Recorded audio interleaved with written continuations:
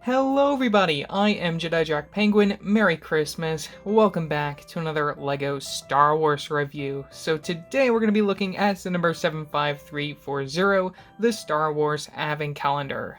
This set includes 329 pieces, retailing for $44.99, same story as all the other licensed calendars with that $5 price increase when it released back on September 1st of 2022. Now, just like the Marvel Advent Calendar that I reviewed the other day, I got this at Costco for a significantly cheaper price, even though they did bring it lower once I actually went to Costco again closer to December time. But regardless, I ended up with this set, which I think may be one of the best LEGO Star Wars Advent Calendars that we've ever gotten. I mean, I haven't opened it yet as of recording this little bit, but just looking at some of the exclusive minifigures from the front of the box, you just know that this has to be one of the best Advent calendars, especially when it comes to the double-sided printing on that R2-D2, which is really amazing to see that they're doing that finally to R2, giving him something unique. Next step should be giving him a third leg, but I'm not pushing it. Anyways, looking at the box art, you get your logo from the very top. I do have to comment when it comes to the text from the side of the box. It is a little annoying that it is the same color as the snow. It kind of blends in a little bit too much, so you can't really tell what's happening there.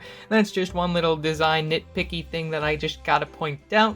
Otherwise, I really love the background, the blues, mixing with the white of the snow, the Christmas tree, and also just seeing like this Endor setup I think is really nice, despite the fact that we don't really get to see a lot of that within this particular set, and that it is slightly based off the Summer of LEGO Star Wars TV short that was on Disney Plus, which I guess is an interesting idea. I mean, certainly I would have loved to have seen a LEGO Weird Al within this set, though unfortunately that would probably require more licensing and cost more money. Spinning around to the back of the box, you can see a lot more of our builds spread out, as well as the days, and I'm going to talk about that in just a second. Let's cut those tabs. Lifting down the back side of the box, oh my gosh, look at that. We have the Santa AT-AT. Oh my gosh, LEGO, you need to make this a real set. You need to make this a reality. I mean, just like we saw for the employee gift a few years ago for 20 years of LEGO Star Wars, I think if LEGO made more seasonal, licensed sets, that they would sell like hotcakes. I mean, I don't know why they don't do it. Eventually they'll figure it out. I mean, I expect these Advent calendars sell fairly well, but if they were to make actual sets, they would probably do even better. Anyways, looking at the rest of this layout, again, you get all of your days spread throughout here, as well as your minifigures down there. Unlike the Guardians Advent Calendar, I do have to say, LEGO, you did a very nice job here, giving us something really neat to look at. Bringing us all the way down to the platform area, you can see we have some snow and some snow prints. I'm not sure what that's from. Oh wait, I know, it's from Darth Vader. And we also have a little bit of a tree off to the side, which is just weird perspective in my opinion. But anyways, that is all for the inside of the box. Hopefully I can get this to lay flat in future. But without a further ado, let's open up day one. And it looks like we have what everyone has been waiting for in this summer wave that we'll very likely see next summer for the 20 years of Clone Wars, a Republic gunship. Before we get into the builds of this set, I wanted to start by taking a look at all the minifigures included.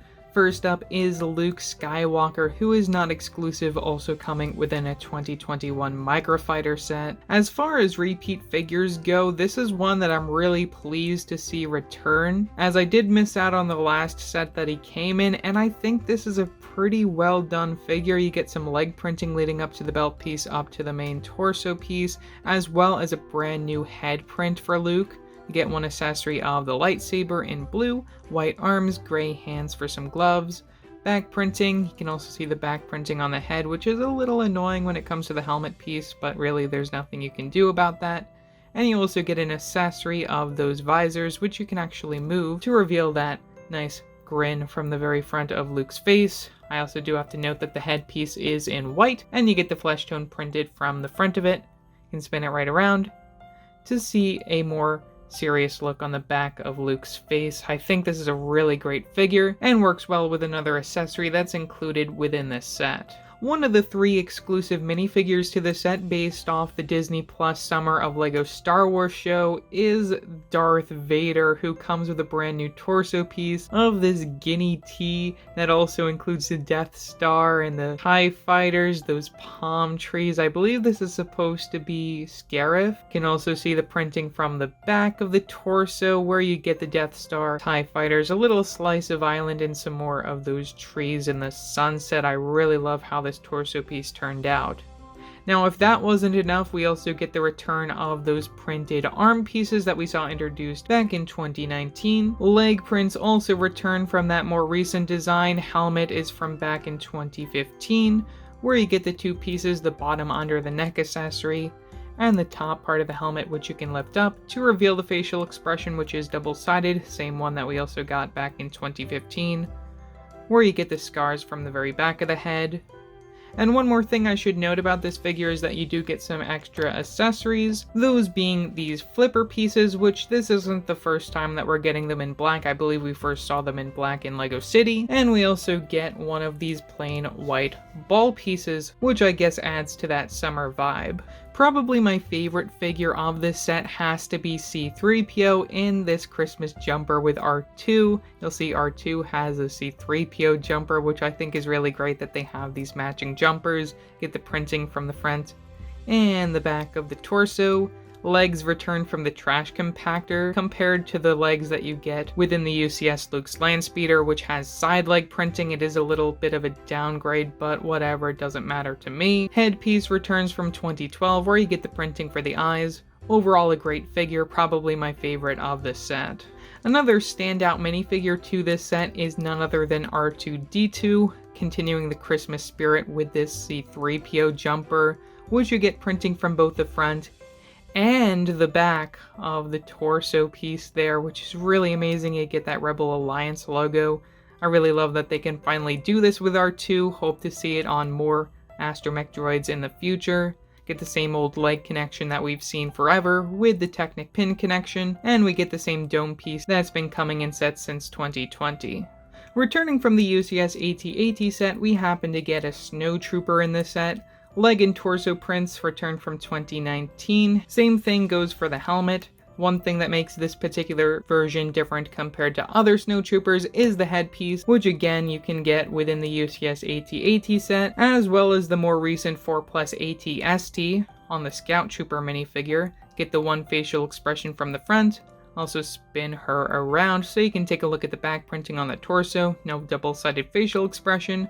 Gun for the accessory. Again, a decent figure for army building if you don't care for what head is underneath. Much better than the next figure. Here he is, everyone's favorite minifigure that doubles as a clone pilot, the Clone Trooper Commander, who you'll also be able to get within the UCS Republic gunship, as well as the more recent clone minifigure pack, which I believe both are retiring or retired as of this time, so this is currently the best way to get him. You get one small gun for the accessory, leg prints that were introduced in that 2021 Republic gunship set, same thing for the torso print, which has those little dots on it, and the yellow-orange arms. Get the back printing, which is the same to some of the other Phase 1 clones that you get. Facial expression was introduced back in the 2020 501st Battle Pack, and the helmet, again, is the same one that you'll get only on this figure with those yellow markings. I'll remove the helmet so you can take a look at the printing, where you get that special flesh tone for the clones. Really great that they made that head color for them, but then again, this figure is just really nothing special if you already have any of those sets. Slightly better than the last character for army building, but still something we've been getting quite a lot of over the last couple of years, is a battle droid. You get one straight arm and one curved arm. Straight arm holds the gun, which is in that gunmetal gray color compared to the black that you'll see for other minifigures. You get all those clip piece connections in order to control the leg motion, as well as the arms, and the head can have him fold up nice and easily, and you get a stud from the very back. Same design that we've been getting forever for these guys, nothing really too special. Finishing off on a high note, we have none other than the Santa Gonk droid, which is such a hilarious inclusion to this set. We have this piece to represent the Santa beard, Santa hat, red and white color scheme overall. I also really like the inclusion of the black down there for the boots. I think that's a really great touch to this figure. Building on the side, using those 1x3 tile pieces just to add a little bit more texture to this figure. Overall, nothing special, but really a hilarious design to see included. Great to see LEGO making more gunk droids and just continuing to expand upon their lore. With all of our minifigures out of the way, it's time to take a look at the builds included. One of the very first things that you build within this set is none other than the Republic gunship, which is just ironic that this is the very first thing that they give you, and that they go all out with all the Clone Wars stuff from the beginning. Now, compared to previous designs, I believe we got one of these in the very first LEGO Star Wars Advent Calendar. I don't really care for the design. It's a little bit bigger than some of the designs that we've gotten for mini gunships in the past. I also have to point out that they use this window piece in the middle, which I think is really interesting. Clip piece connection for the wings in the lime green, which I believe is a new recolor or at least a new part number. Get the clip piece connection in order to connect this front part, and lots of slope pieces just to round it out. Only complaint really is that there's just so many gaps that it just looks so ugly. Continuing with the prequel era vehicles, we have the Acclamator Assault Ship. Now, this is not my Venator, but it's, I guess, close enough. You may mistake this for a Star Destroyer. This is actually a prequel vehicle that I believe appeared within Attack of the Clones, so I guess it's a nice nod 20 years to that, but at the end of the day, I would have liked to have just seen a regular Venator in this spot, but you know, it's just really interesting to see them make this at all. I like getting these triangular plate pieces, those are nice to get. For the side of the bad guys, we happen to get this droid Tri-Fighter, where we get the ski piece in the middle for the gun, clip piece connections, which you can adjust as you see fit for the wings off to the side, engines from the back. Overall, a nice design. It's not bad by any means, but it's just not something I'm gonna want to keep around. For the very first time in an advent calendar, we have a miniature version of the Bad Batch shuttle, or the Havoc Marauder, which I think turned out really amazing. I love getting all of this sand blue for this build. You get the clip piece connections for the wings that allow you to bring them up and down, putting it in that flying formation. You get that extra bit of translucent red for the cockpit area, and again, getting all of these different sand blue pieces is really nice to add to your collection. Moving to A New Hope, we happen to get a miniature build of Luke's Landspeeder, which I think is one of the better versions that we've gotten in recent years. We have these two studs from the very back, a white one to represent R2 and a gold one to represent C-3PO, which I think is really amazing. That was the first thing I saw about this that I think is really great. I think it's a little long for a Landspeeder. It maybe should be a little bit shorter. I like how they use these melon slice tiles from the front of it, and you get the engines from the very back. Another fun mini build is for the T-16 Skyhopper, which also utilizes one of those ski pieces for the guns. You get the clip piece connections for the wings, which you can fold up or fold down as you please, putting it in flight formation. I like that extra little touch of red, engine from the very back. And you also happen to get the trans clear for like the cockpit area where you'd put your character normally. Another first time mini build is for the V-35 Landspeeder, which we actually saw in the Master Builder series Cantina. I like getting these rounded slope pieces from the back in both white and orange. You get one of those slope grill pieces to represent the cockpit area. And overall, just like a lot of these other mini builds, this one includes a lot of nice parts. I like getting these slope pieces in white, and you get some of those 1x2s with the studs on the side in order to accomplish the final model. From The Empire Strikes Back, we get a build for a B-Wing, which I think turned out really nice. Get the clip piece connections in order to put it in flight formation, or you can actually have it in the landing form. These bar connections with the stud on the end to represent the blasters on all the sides, and you get the translucent clear for the place you'd put your minifigures, and the translucent red and the engines from the very back. Probably my favorite vehicle build of this set has to be for the TIE Interceptor, which I don't think we've gotten one of these in minifigure scale in quite some time. Maybe we're due for one. Now that we have a TIE Bomber, I think we'd have to wait another year. I really love getting these triangular plate pieces. You get them from both sides, And you also get those bar tile pieces in black, which is a nice touch, clip piece connection in order to get the angling of the wings, translucent red for the engine area, and also the translucent from the front where you'd normally put a minifigure in the cockpit. I really love how this is designed using one of those under the neck accessories with the stud piece. And the very last miniature model that's included is for the Hoth ATST, which, if you remember, this is a vehicle that we actually got earlier in January of this year. I really like how this turned out. You use the skate piece from the very side and also more of those bar connections with the stud on the end to represent the guns. I also like how they use those cheese slopes from the very top just for the angles of the head. You can also turn this from side to side, which I really like on that jumper plate. And you get more posability when it comes to the feet down here, where you get some clip piece connections, which I do have to point out are those 1x1 clip piece connections, which I don't really have a lot of, so those are really nice to get, and I'll probably just part them out of this particular build. Wrapping up with some of the smaller side builds, we have a Moisture Farm Vaporator, which I think is a nice inclusion. You get those hose gun pieces pointing in all sorts of directions, and again the use of that ski piece from the very top and the candle piece in that silver color is really nice to get, and a little bit of tan to represent Tatooine, where these are typically found. Another fun inclusion to this set is this little ammo rack, where you get a little spot to store some ammo. You get 2 of these translucent red studs that work alongside the gun that you actually have included here, which is for the very first time in this black color. It might even come in this color in other 2023 sets, I'm not sure, but this is the first time that we actually got it in this color. If you don't know how these work, you just press down, and it shoots a stud off to the side. You can easily reload it, as you see here. That's placed nicely on this bar connection. Nice easy storage so it's not loose, and you get a small station in which you're supposed to shoot the gun out this hole. Additionally, we get another small accessory with this, that being a small baby mouse droid or miniature mouse droid using the skate piece and one of these 1x1 tile pieces, which leaves me to believe that this is supposed to be a small section of the Death Star. And I did also just notice that we have a little hole in which the mouse droid can escape out of. I think that's also a nice touch to this particular build. Moving on to the icy planet of Hoth, we have a Hoth defense turret, which I think turned out really amazing. You get that posability where you can actually turn this in a 360 direction, which I really love.